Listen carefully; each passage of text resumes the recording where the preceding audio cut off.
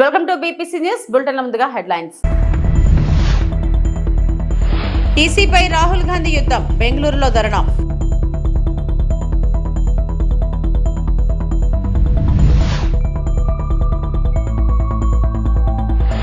Dumping yard లేని రాష్ట్రంగా ఆంధ్రప్రదేశ్ ని తీర్చిదిద్దుతాం, మంత్రి నారాయణ.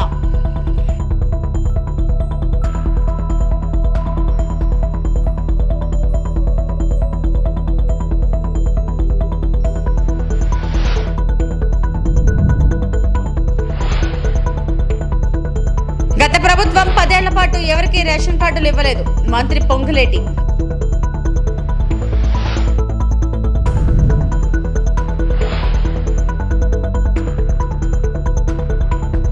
బీజేపీ ఎన్నికల సంఘం కుమ్మక్కై సార్వత్రిక ఎన్నికల ఫలితాలను తారుమారు చేశాయని కాంగ్రెస్ అగ్రనేత రాహుల్ గాంధీ ఆరోపించారు. తన ఆరోపణలకు సంబంధించి ప్రమాణ పత్రం దాఖలు చేయాలన్న ఈసీ సూచనను ఆయన తప్పుపట్టారు. పార్లమెంట్లో తాను రాజ్యాంగం పట్టుకుని ప్రమాణం చేస్తున్నట్లు చెప్పారు. బెంగళూరులో నిర్వహించిన ఓట్ అధికార్ ర్యాలీలో పాల్గొన్న రాహుల్, ఢిల్లీలో నిన్న తాను విడుదల డేటా ఆధారంగా ప్రజలు ప్రశ్నిస్తుంటే మధ్యప్రదేశ్, రాజస్థాన్, బీహార్లో ఈసీ వెబ్సైట్లు మూసేశారని రాహుల్ అన్నారు. ఎందుకంటే ఆ డేటా ఆధారంగా ప్రజలు ప్రశ్నిస్తే తమ బండారం బయటపడుతుందనే విషయం వారికి తెలుసునన్నారు. సార్వత్రిక ఎన్నికల్లో తమ కూటమి గెలిచిందని, కానీ 4 నెలల తర్వాత జరిగిన మహారాష్ట్ర అసెంబ్లీ ఎన్నికల్లో బీజేపీ విజయం సాధించినట్లు రాహుల్ తెలిపారు. ఎన్నికల ఫలితం తమకు ఆశ్చర్యం కలిగించిందన్నారు. కారణం ఏమిటని అధ్యయనం చేస్తే 1 కోటి మంది కొత్త ఓటర్లు ఓటేసినట్లు రాహుల్ చెప్పారు. వారంతా బీజేపీకి ఓటు వేయటమే అనుమానాలకు తావిస్తుందన్నారు. అందుకే దేశంలోని ఎలక్ట్రానిక్ ఓటర్ జాబితా ఇవ్వాలని ఈసీని కోరుతున్నట్లు రాహుల్ తెలిపారు. और मैं उनसे कहना चाहता हूं, अगर आप सोच रहे हो कि आप इस पर आक्रमण करके बचोगे तो फिर से सोचो. ನಾನು ಅವರೆಲ್ಲರಿಗೂ ಕೂಡ ಸ್ಪಷ್ಟವಾಗಿ ಒಂದು ಮಾತಾಡಕ್ಕೆ ಬಯಸ್ತೇನೆ. ನೀವು ಈ ಸಂವಿಧಾನದ ಮೇಲೆ ಪ್ರಹಾರ ಮಾಡಿ ನೀವು ಯಶಸ್ವಿ ಆಗ್ತೀರಾ ಅಂತಂದ್ರೆ ತಾವು ಮತ್ತೊಮ್ಮೆ ಆಲೋಚನೆ ಮಾಡಬೇಕು ಅಂತ ಒಂದು ವಾರ್ನಿಂಗ್ ನಿಮಗೆ ಕೊಡ್ತೀನಿ. टाइम लगेगा मगर हम आपको पकड़ेंगे.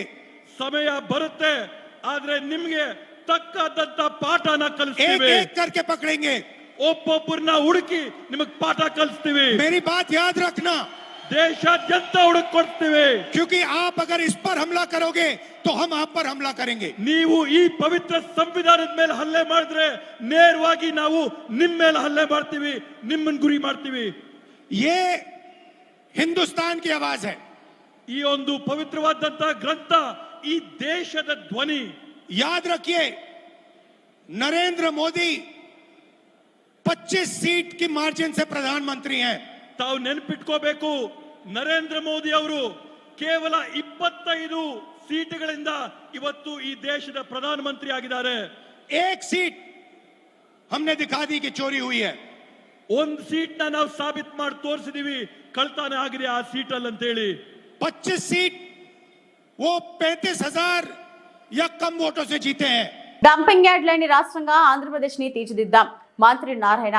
అల్లిపురం డంపింగ్ యార్డ్ ను అధికారులతో కలిసి పరిశీలించిన మంత్రి, గత ప్రభుత్వం 85 లక్షల చెత్తను వారసత్వ సంపదగా ఉంచి పోయింది.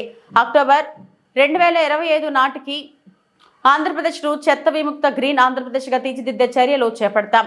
రానున్న 3 సంవత్సరాల వ్యవధిలో దేశంలో ఎక్కడా లేని విధంగా డంపింగ్ యార్డ్ లేని రాష్ట్రంగా ఆంధ్రప్రదేశ్ ని తీర్చిదిద్దడం జరుగుతుందని రాష్ట్ర మున్సిపల్ శాఖ మాత్యులు పొంగూరు నారాయణ అన్నారు. అల్లిపురం 9వ డివిజన్ లో ఉన్న డంపింగ్ యార్డ్ ను ఆయన అధికారులతో కలిసి పరిశీలించారు. ఈ సందర్భంగా ఆయన మాట్లాడుతూ, గత సంవత్సరం అక్టోబర్ 2, 2024న స్వచ్ఛాంధ్ర కార్యక్రమాన్ని చేపట్టడం జరిగిందని, ఈ సంవత్సరం అక్టోబర్ 2, 2025 నాటికి ఆంధ్రప్రదేశ్ ను చెత్త విముక్తి గ్రీన్ ఆంధ్రప్రదేశ్ గా తీర్చిదిద్దే విధంగా చర్యలు తీసుకోవడం జరిగిందన్నారు. గత ప్రభుత్వం 85 లక్షల చెత్తను వారసత్వ సంపదగా ఉంచి పోయిందని ఆయన అన్నారు. ఇప్పటి వరకు 65 లక్షల టన్నుల చెత్తను తొలగించడం జరిగిందన్నారు. రోజుకి 26,000 టన్నుల చెత్తను చేయడం జరుగుతుందని, దానిని 4 రోజుకి 30,000 టన్నుల చెత్తను తొలగించే విధంగా చర్యలు చేపట్టినట్లయితే లక్ష్యాలను చేరుకోవడం జరుగుతుందన్నారు. ఈ కార్యక్రమంలో జాయింట్ కలెక్టర్ కె కార్తీక్, నగరపాలక సంస్థ కమిషనర్ నందన్, రెవెన్యూ డివిజన్ అధికారి అనుష, టీడీపీ సీనియర్ నేత వేమిరెడ్డి విజయభాస్కర్ రెడ్డి, మాజీ జడ్పీటీసీ విజేతారెడ్డి, నగర అధ్యక్షుడు మామిడాల మధు తదితరులు పాల్గొన్నారు. లోకేష్ గారు యాక్చువల్గా మంగళగిరిలో చేస్తున్నారు. నిన్న మా పాప షర్ణిని అడిగారు, షర్ణి నువ్వు కూడా అక్కడ పోయి ఏదన్నా ఉంటే సజెస్ట్ చేయమంటే, నిన్న మా కుమార్తె షర్ణి పోయి యాక్చువల్గా మంగళగిరిలో ఆ స్కూల్ చూసి ఏం చేయాలో చెప్తే నేను 1 గంట లోకేష్ గారు అపాయింట్మెంట్ ఇచ్చారు 2 to 3. మా పాప పోయి ఆయనకు అన్నీ చెప్పింది ఏం చేయాలి ఎలా చేయాలని.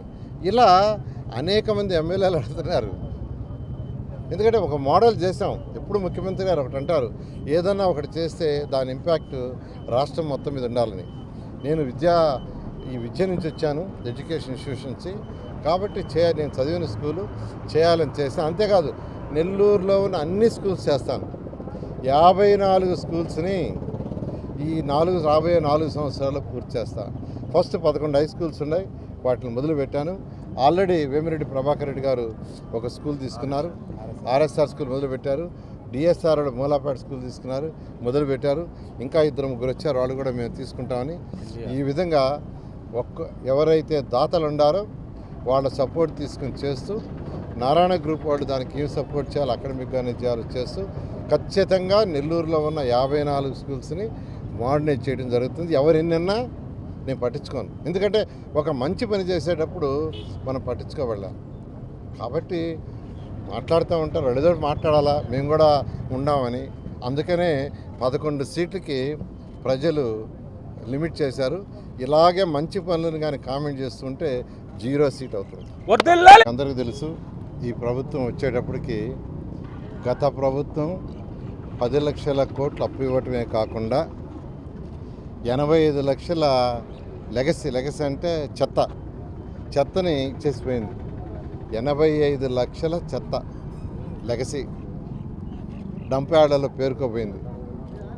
అయితే గౌరవనీయ ముఖ్యమంత్రి నారా చంద్రబాబు నాయుడు గారు గత అక్టోబర్ 2వ తేదీ మచిలీపట్నంలో స్వచ్ఛాంధ్ర కార్యక్రమం చేస్తూ అక్కడ మాకు ఆర్డర్ వేశారు.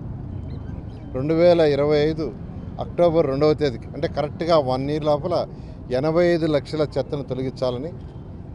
దానికి సంబంధించి అధికారులతో మాట్లాడి రాష్ట్రంలో ఉన్న 123 మున్సిపాలిటీస్లో ఆ చెత్తను తొలగించేదానికి యాక్చువల్గా టెండర్లు పిలిచాం.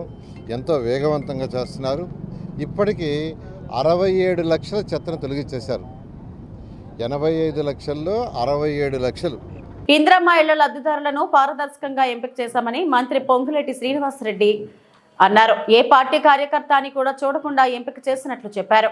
హన్మకొండ బాలసముద్రంలో డబుల్ బెడ్రూమ్ ఇళ్లను పంపిణీ చేసిన సందర్భంగా ఆయన మాట్లాడారు. పార్టీలకు అతీతంగా పేదవాడైతే చాలు ఇల్లు ఇవ్వాలని అధికారులకు చెప్పాం. పేదల ముఖంలో నవ్వు చూడటమే కాంగ్రెస్ ప్రభుత్వ లక్ష్యం. గత ప్రభుత్వం 2 పడక గదులు ఇళ్లను కొందరికి మాత్రమే ఇచ్చింది. 10 ఏళ్ల పాటు ఎవరికి రేషన్ కార్డులు ఇవ్వలేదు. కాంగ్రెస్ ప్రభుత్వంలో మొదటి విడతలో 4.50 లక్షల మందికి ఇందిరమ్మ ఇళ్లు మంజూరు చేశాం. 6.5 లక్షల మందికి కొత్త రేషన్ కార్డులు ఇచ్చాం. రైతు భరోసా కింద రైతుల ఖాతాల్లో 9 రోజుల్లోనే 9,000 కోట్లు జమ చేశాం. భారత రాష్ట్ర సమితి ప్రభుత్వం 1,000 కోట్ల కమిషన్ల కోసం కాళేశ్వరం ప్రాజెక్టులను నిర్మించింది. 1,00,000 కోట్లతో నిర్మించిన ప్రాజెక్ట్ 3 ఏళ్లకే కూలింది. నిర్మాణంలో జరిగిన అక్రమాలను విచారణ కమిషన్ బయటపెట్టింది. బీసీలకు రిజర్వేషన్లను పంచుతూ కాంగ్రెస్ ప్రభుత్వం చట్టం చేసింది. రాష్ట్ర ప్రభుత్వం ఆమోదించిన బిల్లులను కేంద్రంలోని బీజేపీ ఆమోదించలేదు. బీసీ రిజర్వేషన్లకు అడ్డుపడుతున్న బీజేపీకు వచ్చే ఎన్నికల్లో తగిన బుద్ధి చెప్పాలని పొంగులేటి తెలిపారు. రద్దు చేసి ఒక కుటుంబానికి ఒకటే ఇస్తామని చెప్పి అన్న మాట ప్రకారం 592 ఫైనల్ చేశాం. ఇంకా అర్హులైన పేదవాళ్లు కూడా ఉన్నారు అని మిత్రులు అడిగారు. ఈ 592 ఇందాక నేను చూసినప్పుడు చూశాను, చాలా ప్రైమ్ ఏరియా పేదవాళ్ళకి నిజంగా ఆ పరిసర ప్రాంతాల్లో వాళ్ళ జీవనోపాధికి కావాల్సిన అన్ని వసతులు ఆ పరిసర ప్రాంతాల్లోనే ఉంటాయి. అక్కడ నివసిస్తే దాన్ని కూడా దృష్టిలో పెట్టుకొని ఈనాడు 592 మందికి ఇచ్చినాం. ఈ ఇచ్చింది కూడా పారదర్శకంగా కులము, మతము, ప్రాంతము, పార్టీ ఏది అని చూడకుండా కేవలం పేదవాడు అయి ఉంటే చాలు, ఆ పేదవాడు ముఖములో ఆనందం చూడాలని ఈ పేద ప్రభుత్వం, పేదోడి ప్రభుత్వం ఏదైతే ఈ గౌరవ ముఖ్యమంత్రి రేవంత్ రెడ్డి గారి నాయకత్వంలో మన ప్రభుత్వం ఉందో, ఈ ప్రభుత్వం ఈనాడు ఇక్కడ వరంగల్ పట్టణంలో రాజేందర్ రెడ్డి గారు అసెంబ్లీ సెగ్మెంట్ లో ఇంతకు ముందే ఇచ్చుకోవటం జరిగింది. మిత్రులు అడిగినట్లు ఇంకా అదనంగా కూడా కావాలి కొన్ని ఇళ్లని అడిగారు. ఇచ్చిన 3,500 ఇందిరమ్మ ఇళ్లు కాకుండా ఇంకా అదనంగా కావాలన్నారు.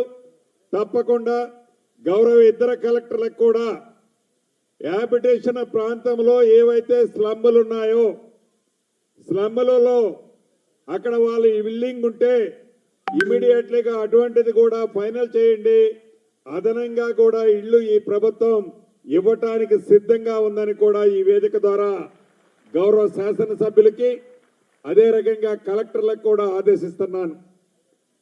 ఇక్కడ మీరు ఒక 2-3 విషయాలు మీరు ఆలోచించాల్సిన అవసరం ఉంది. ఈ ప్రభుత్వం వచ్చిన ఈ 18 నెలలు 19 నెలలలో సంక్షేమాన్ని అభివృద్ధిని 2 కళ్ళల జోడెట్ల పేదవాడి ముఖంలో ఆనందం చూడాలి, పేదవాడికి అండగా ఉండాలి, పేదవాడి పక్షపాత ప్రభుత్వంగా ఉండాలని ఈ ప్రభుత్వం వచ్చిన మొదటి రోజు లగాయితూ సిట్ విచారణపై నమ్మకం లేదని కేంద్ర హోంశాఖ సహాయ మంత్రి బండి సంజయ్ అన్నారు. ఆధారాలున్న కేసీఆర్ కుటుంబంలో ఒక్కరిని కూడా అరెస్టు చేయకపోవడమే ఇందుకు నిదర్శనమన్నారు. ఫోన్ ట్యాపింగ్ జరుగుతుందనే విషయాన్ని మొట్టమొదట బయటపెట్టిందే తానన్నారు. బీజేపీ తెలంగాణ అధ్యక్షుడిగా ఉన్న సమయంలో ప్రతి క్షణం తన ఫోన్ ట్యాప్ చేశారన్నారు. ప్రజా సమస్యలపై కొట్లాడుతుంటే దెబ్బతీయాలని కుట్రలు చేశారని మండిపడ్డారు. సిట్ విచారణ అనంతరం మిగిలిన విషయాలు చెబుతానన్నారు. నా దగ్గర ఉన్నటువంటి సమాచారం, నా దగ్గర ఉన్నటువంటి రికార్డ్స్, కాన్ఫిడెన్షియల్ రిపోర్ట్ అంతా కూడా సిట్కి ఇవ్వబోతున్నాను. ఒక కేంద్ర మంత్రి కాకుండా ఒక బాధ్యతయుతమైనటువంటి ఒక పౌరునిగా నా దగ్గర పూర్తి సమాచారాన్ని సిట్కు అందజేసే ప్రయత్నం చేస్తున్నా. ఎందుకంటే తెలంగాణ రాష్ట్రంలో అందరికంటే ఎక్కువ అత్యధికంగా నా ఫోన్ కాల్సే ట్యాప్ చేయబడ్డాయి. అసలు మొట్టమొదటి ఫోన్ ట్యాపింగ్ విషయంలో ఫోన్ ట్యాపింగ్ బయటపెట్టింది కూడా నేనే. అందరి నా ఫోన్లు, మా కుటుంబ సభ్యుల ఫోన్లు, మా సిబ్బంది ఫోన్లు, మా ఇంట్లో పనిచేసే వర్కర్ల ఫోన్లు, మా పార్టీ నాయకుల ఫోన్లు, మా పార్టీ కార్యకర్తల ఫోన్లు కూడా ఇలా కేసీఆర్ గారి ప్రభుత్వం ఇలా అన్ని కూడా ఫోన్ ట్యాప్ చేయబడ్డాయి. కాబట్టి ఈ విషయంలో ఇప్పటి కూడా ఈ కాంగ్రెస్ పార్టీ ప్రభుత్వం మీద నమ్మకం లేదు, సిట్ మీద నమ్మకం లేదు. సిట్ అధికారులు పోలీసుల మీద తప్పుపడతలేము, అధికారులు మంచోళ్లే, కానీ వాళ్లను స్వేచ్ఛగా అధిక విచారణ చేసేటువంటి అవకాశం కాంగ్రెస్ పార్టీ ప్రభుత్వం, రేవంత్ రెడ్డి ప్రభుత్వం ఇస్తలేదు. ఇదంతా కూడా టైంపాస్ కోసమే. సంవత్సరాలు విచారణ పెడుతున్న కాలయాపన చేస్తున్నది. కేసీఆర్ కుటుంబంలో ఒక్కరిని ఇంతవరకు అరెస్ట్ చేయాలి. కమిషన్లు వేసినారు, టైంపాస్ చేస్తున్నారు. కమిషన్ రిపోర్ట్లు వచ్చినా చర్యలు తీసుకునే పరిస్థితి లేదు. కాబట్టి బీఆర్ఎస్ కాంగ్రెస్ ఇద్దరి మధ్య దోస్తానా, వాళ్ళిద్దరు కలిసి ఈ డ్రామాలు ఆడుతున్నారు. కాబట్టి దీని మీద నమ్మకం లేదు. అందుకే సిబిఐ విచారణ జరపాలని చెప్పి మేము డిమాండ్ చేస్తున్నాం. మిగతా అన్ని విషయాలు కూడా ఆ విచారణ అనంతరం మీకు వచ్చే అన్ని విషయాలు బయట చెప్తాను. డొనాల్డ్ ట్రంప్ భారతదేశంపై చేస్తున్న బెదిరింపులకు వ్యతిరేకంగా పార్లమెంట్లో వామపక్ష ఎంపీలు ఉమ్మడి నిరసన తెలిపారు. అమెరికా సామ్రాజ్యవాదాన్ని ఖండిస్తూ భారతదేశ సార్వభౌమాధికారం మరియు స్వయం ప్రతిపత్తిని నొక్కి చెబుతూ నినాదాలు చేశారు. ట్రంప్ లేదా మరే ఇతర శక్తికి మన సార్వభౌమాధికారంలో జోక్యం చేసుకునే హక్కు లేదు మరియు భారతదేశం ఎటువంటి బాహ్య ఒత్తిడికి లొంగనివ్వం. సిపిఐ, సిపిఎం మరియు ఎంపీలు ఉమ్మడి నిరసనలో పాల్గొన్నారు. వారిలో సిపిఐ ఎంపీలు పి సంతోష్ కుమార్, సెల్వరాజ్ మరియు పిపి సునీర్ ఉన్నారు.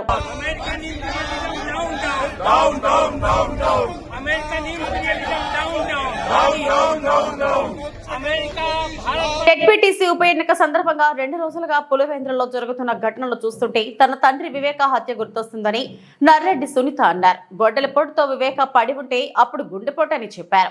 గతంలో టీడీపీ నేతలు చంపారని నమ్మబలికారు. పోలీసులను బెదిరించి క్రైమ్ సీన్ ను తుడిచేశారు. హత్య తర్వాత ఓ లేఖ తెచ్చి మా నాన్నను ఆదినారాయణ రెడ్డి, సతీష్ రెడ్డి, బీటెక్ రవి చంపినట్లు సంతకం చేయమంటే నేను చేయలేదు అని ఆమె అన్నారు. 6 ఏళ్లుగా పోరాడుతున్నా తప్పు చేసిన వారికి శిక్ష పడాలన్నారు. గత 2 రోజులుగా పులివెందుల్లో జరిగే విషయాలు చూస్తుంటే 6 సంవత్సరాల క్రితం నాన్నగారు వైఎస్ వివేకానంద రెడ్డి గారిని హత్య చేసినప్పుడు జరిగిన సన్నివేశాలు మళ్ళీ నా ముందుకి కనిపిస్తున్నాయి. చాలా సిమిలారిటీస్ అప్పటికి ఇప్పటికీ. ఆ రోజు మార్చ్ 15, 2019 ఆ రోజు హత్య జరిగిన ప్రదేశంలో అక్కడ గొడ్డలిపోటుతో నరకబడి అక్కడ బాడీ పడి ఉంటే అది ఫస్ట్ హార్ట్ అటాక్ అని చెప్పారు. అక్కడ ఉన్న పోలీసు అధికారిని బెదిరించి ముగ్గురు నలుగురు ఉండొచ్చు అనుకుంటా పోలీస్ అధికారులు మొత్తం ఇంట్లో. వాళ్ళని బెదిరించి వాళ్ళ ముందరే మొత్తం అక్కడ క్రైమ్ సీన్ అంతా క్లీన్ చేసి పడేశారు. అక్కడ క్లూస్ ఉన్నాయా లేదా ఏమీ లేకుండా అక్కడ ఫుట్ ప్రింట్స్, హ్యాండ్ ప్రింట్స్ అన్నీ క్లీన్ చేసి పడేశారు. తర్వాత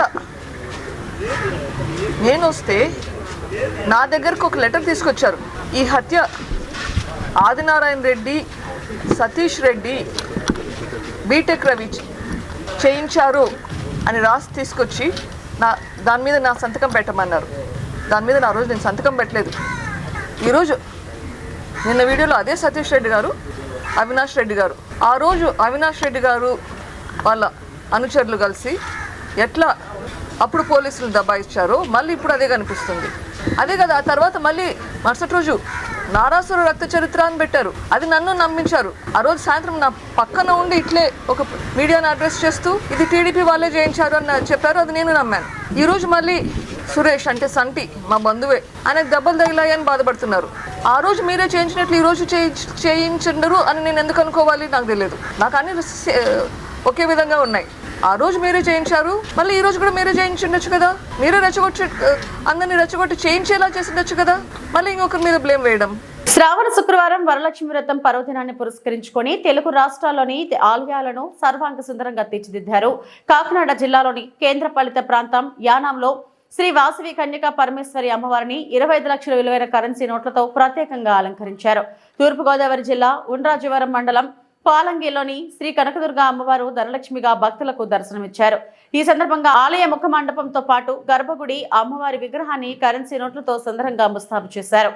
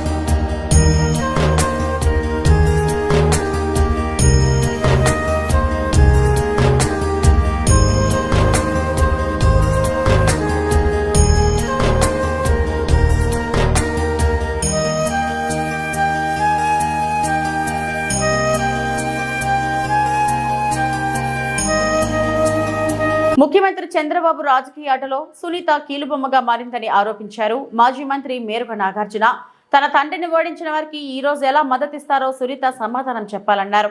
చంద్రబాబు కడపలో ఎప్పుడు ఎన్నికలు జరిగినా వివేకా కుమార్తె అల్లుడితో తప్పుడు ప్రచారం చేయిస్తున్నారు. అవినాష్ రెడ్డిని రాజకీయ బలిపశువు చేయాలనుకుంటున్నాడు అంటూ ఘాటు విమర్శలు చేశారు.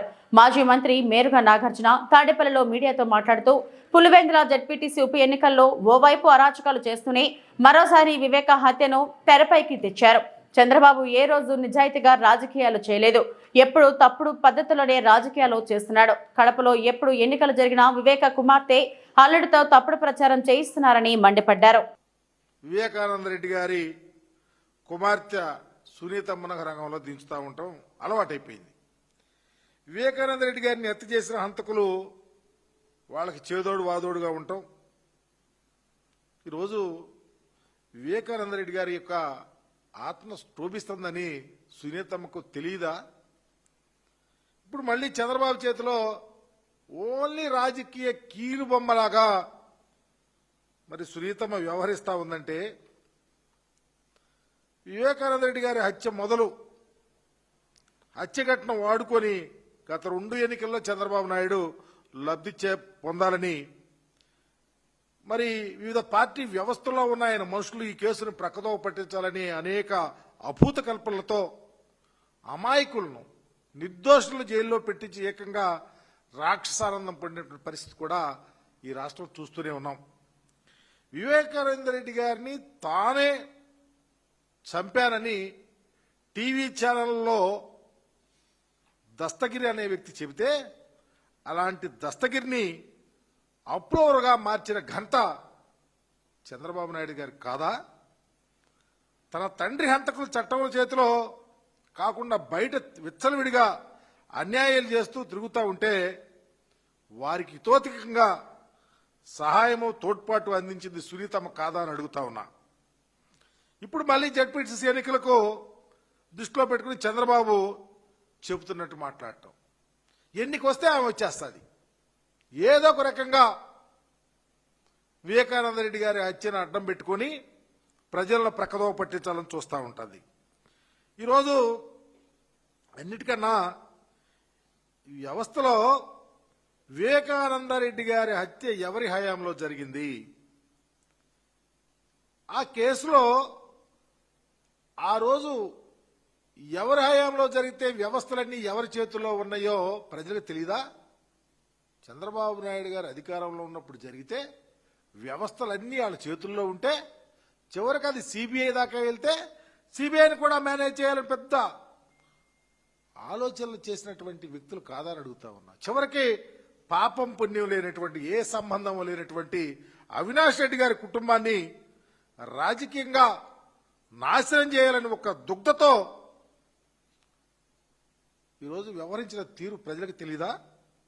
కుట్రలు కుతంత్రాలు ఇన్ని నిందన ఒప్పినా మొక్కు అని దీక్షతో దేవుడు చూసుకుంటాలే అని రాజకీయాలు చేస్తున్నటువంటి మరి అవినాష్ రెడ్డి గారి కుటుంబం నిజంగా రాబోయే రోజుల్లో న్యాయం అనేది తప్పకుండా గెలుస్తుంది.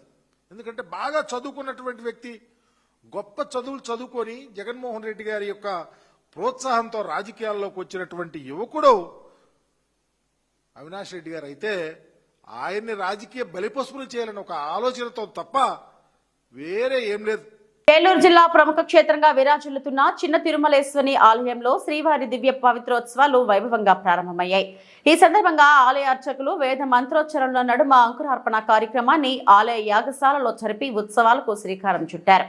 ముందుగా అర్చకులు ఆలయ యాగశాల వద్ద శ్రీవారు అమ్మవార్ల ఉత్సవ మూర్తులు ఉంచి అలంకరించారు. ఆలయ ఆవరణకు పుట్టుమున్నును తెచ్చి సిద్ధంగా ఉంచిన పాలికల్లో ఉంచారు. అక్కడ పవిత్రాలను ఉంచి పూజలు చేశారు. ఆ తర్వాత మేళతాళాలు, మంగళ వాయిద్యాలు, అర్చకులు వేద మంత్రోచ్చరణల నడుమ నవధాన్యాలను పాలికల్లో పోశారు. దీంతో అంకురార్పణ ముగిసింది. అనంతరం మండపారాధనను నిర్వహించారు. ఆలయంలో ఏడాది పొడవునా తెలిసి తెలియక జరిగిన తప్పుల పాయశ్చిత్తం నిమిత్తం ఈ పవిత్రోత్సవాలను నిర్వహించడం పరిపాటి.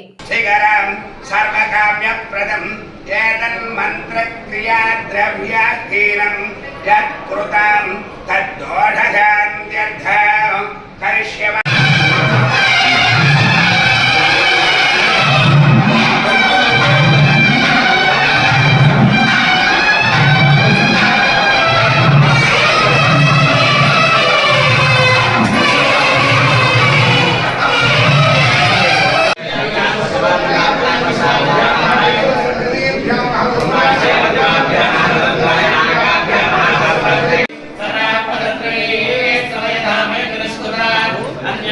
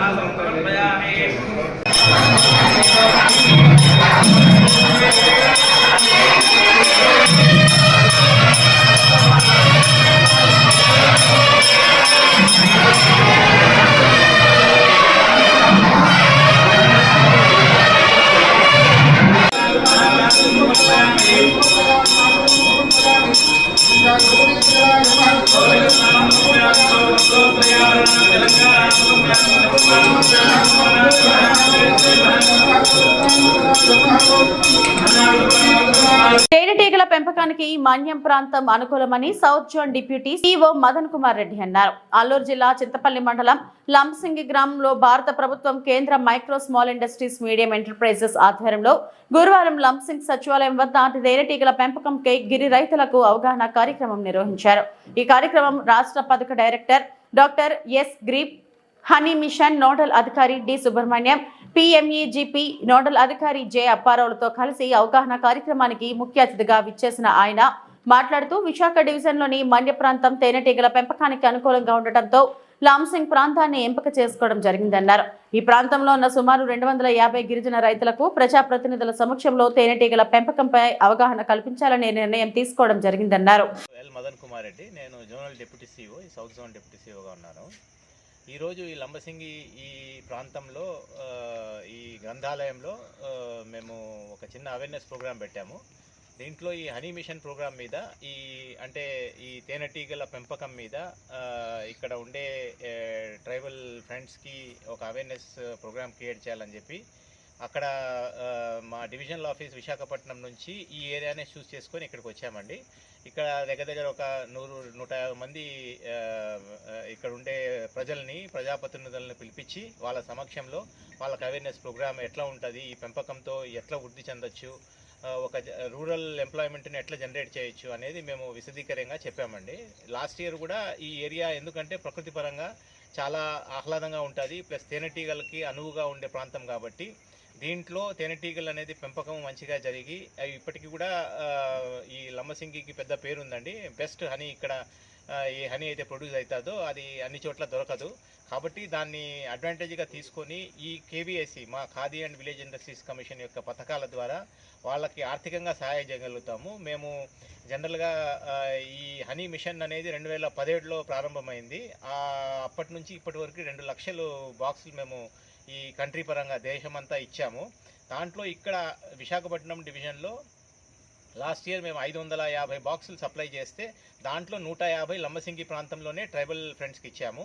ప్లస్ ఈ సంవత్సరం 400 మా టార్గెట్ ఉంటే ఆ 400 లంబసింగిలో ఉండే ట్రైబల్ పాపులేషన్కి ఇవ్వాలని నిర్ణయం తీసుకున్నాము. ఎందుకంటే ఇక్కడ ప్రోత్సాహం చేస్తే మంచిగా హనీ మిషన్లో మంచిగా అభివృద్ధి చెందే స్కోప్ ఎక్కువ ఉందని చెప్పి దీనిలో చెప్పామండి. అది కాకుండా వీళ్ళకి మేము ఈ హనీ మిషన్లో మేము బెనిఫిషరీస్ని ఐడెంటిఫై చేస్తాము. ఐడెంటిఫై చేసిన తర్వాత వాళ్ళకి హనీ బాక్సులతో పాటు లైవ్ కాలనీస్ ఇస్తామండి. ఆ లైవ్ కాలనీస్ ప్లస్ ట్రైనింగ్ ఇస్తాము. ట్రైనింగ్ ఇచ్చి మళ్ళీ వాళ్ళకి హ్యాండ్ హోల్డింగ్ సపోర్ట్, అంటే అంతటితో ఆగకుండా ఆ తర్వాత కూడా వాళ్ళకి ప్రోత్సాహం ఎట్లా అందించాలి, ఆర్థికంగా వాళ్ళని ఎట్లా ఆదుకోవాలి, వాళ్ళని ఎట్లా ముందుకు తీసుకెళ్లాలని చేస్తాము. ఇప్పుడు ఒక్కొక్క హనీ బాక్స్ అనేది సెంట్రల్ గవర్నమెంట్కి 3,500 రూపాయలు పడుతుందండి. అట్లా మేము 10 హనీ బాక్సులు with live colonies with training ఇస్తాము. సో దగ్గర ఒక బెనిఫిషరీకి మేము 38,000 అమౌంట్ ఖర్చు పెడతాము. ఇది దీని ద్వారా ఒక విధంగా వాళ్ళు ఒకవేళ ప్రోత్సాహం అందించాలి, ఇంకా ముందు ఇంకా పెద్దదిగా చేయాలి, ఎంటర్ప్రెన్యూర్షిప్ ముందుకు వెళ్ళాలి, 10 మందికి ఉద్యోగం మేము ఇవ్వగలుగుతాము అనే స్థాయికి చేరుకుంటే prime ministers employment generation programme అని ఒకటి ఉంది. దాని గురించి కూడా మేము వాళ్ళకు విపులంగా చెప్పాము. ఆ ప్రోగ్రాంలో దగ్గర 35% సబ్సిడీ వస్తుంది కేటగిరీని బట్టి. అంటే 50 లక్షలు మ్యానుఫ్యాక్చరింగ్ సెక్టర్లో తీసుకోవచ్చు, 20 లక్షలేమో మన సర్వీస్ సెక్టర్లో తీసుకోవచ్చు. సో దాంట్లో ఒకవేళ 10 లక్షలు ఎవరన్నా తీసుకున్నారనుకుంటే ఎగ్జాంపుల్, దాంట్లో 35% అంటే 300 లక్షలు గవర్నమెంట్ సబ్సిడీ రూపంలో ఇస్తుంది. సో దీంట్లో మా వెబ్సైట్ కూడా చాలా విపులంగా దానిలో క్లియర్గా చెప్పాము ఆ స్కీమ్ గురించి కానీ గైడ్లైన్స్, ప్లస్ దాంట్లో పర్టికులర్ ఏరియాలో ఏ మైక్రో ఎంటర్ప్రైజెస్ బాగా ఫేమస్గా వృద్ధి చెందాయి, ఎంతమందికి ప్రోత్సాహం లభించింది, దాని డీటెయిల్స్ కూడా ఉంటాయి. సో అవన్నీ చూసి దాని ద్వారా మీరు కేవీఐసిని అప్రోచ్ అయితే మేము ఖచ్చితంగా మీకు అన్ని విధాలా సహాయం చేస్తామని. అది కాబట్టి ఈ వివిధ పథకాలను ఖచ్చితంగా మీరు దాన్ని అడ్వాంటేజ్గా తీసుకోవాలని, దానివలన మన ట్రైబల్ ఫ్రెండ్స్ వాళ్ళ జీవితాల్లో కొంచెం పాజిటివ్ చేంజ్ రావాలని, వాళ్ళ జీవితాల్లో వెలుగు నింపాలని, ప్లస్ అదే కాకుండా వాళ్ళు ఈ రూరల్ ఎంప్లాయ్మెంట్ అంటే ఈ గ్రామ వాతావరణంలో ఇటువంటి కొండల ప్రాంతంలో ఇంకా 10 మందికి ఎంప్లాయ్మెంట్ ఇచ్చే స్కోప్ పెంచాలని, అందరూ క్షేమంగా హ్యాపీగా ఈ కేవీఐసి స్కీమ్స్ ఉపయోగించుకోవాలని మనసావాచ కోరు. ఇవి ఇప్పటివరకు నా బులెటిన్ అప్డేట్స్. నమస్తే.